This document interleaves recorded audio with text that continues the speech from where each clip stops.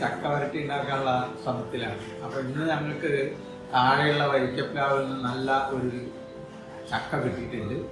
ആ ചക്ക ചുള കൃത്യമായി എടുത്തു, ഒരു കളഞ്ഞു, അതിൻ്റെ വാലും മൂടും അതിൻ്റെ മുഖവും മൂടും വെട്ടി കൃത്യമായിട്ട് ചീകി ചെറിയ ചെറിയ കഷ്ണങ്ങളാക്കി ചട്ടിയിലിട്ട് ഉരുളിയിലിട്ട് കുറഞ്ഞ നെയ്യ് ഒഴിച്ച് പാകം ചെയ്തുകൊണ്ടിരിക്കുകയായിരുന്നു.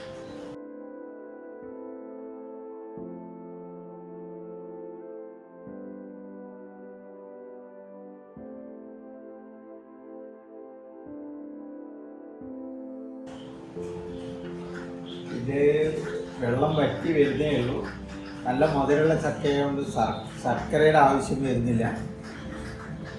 നെയ്യ് വേണ്ടവർക്ക് ഇനിയും ചേർക്കാം. ഇത് റെഡിയായി വരാൻ ഇനിയും സമയമെടുക്കും. ഒരു മണിക്കൂർ 2 മണിക്കൂർ ഇതുപോലെ വേവിക്കേണ്ടതുണ്ട്. ദിവസവും നമ്മൾ ഇത് ചൂടാക്കി റെഡിയായി കഴിഞ്ഞാൽ ഒരു പാത്രത്തിലാക്കി നമുക്ക് പൂപ്പൽ കടക്കാതിരിക്കാൻ വേണ്ടിയിട്ട് നല്ല ടൈറ്റായ പാത്രത്തിൽ.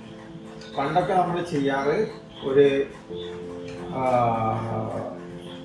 നല്ല കലമെടുത്ത് ചൂടാക്കി വെള്ളം വറ്റിച്ച് ചക്ക വരട്ടിയത് അതിലിട്ട് വാഴയിലേക്ക് വെച്ച് മുഖം കെട്ടി വെക്കുകയാണ് പതിവ്. ഇപ്പം നമുക്ക് ഫ്രീസറൊക്കെ ഉള്ളതുകൊണ്ട് ഈ സംഭവം നല്ല ഒരു പാത്രത്തിലാക്കി അടച്ച് ഫ്രിഡ്ജിൽ വെച്ചാൽ മതി. എത്ര കാലം വേണമെങ്കിലും നമുക്ക് ഉപയോഗിക്കാം.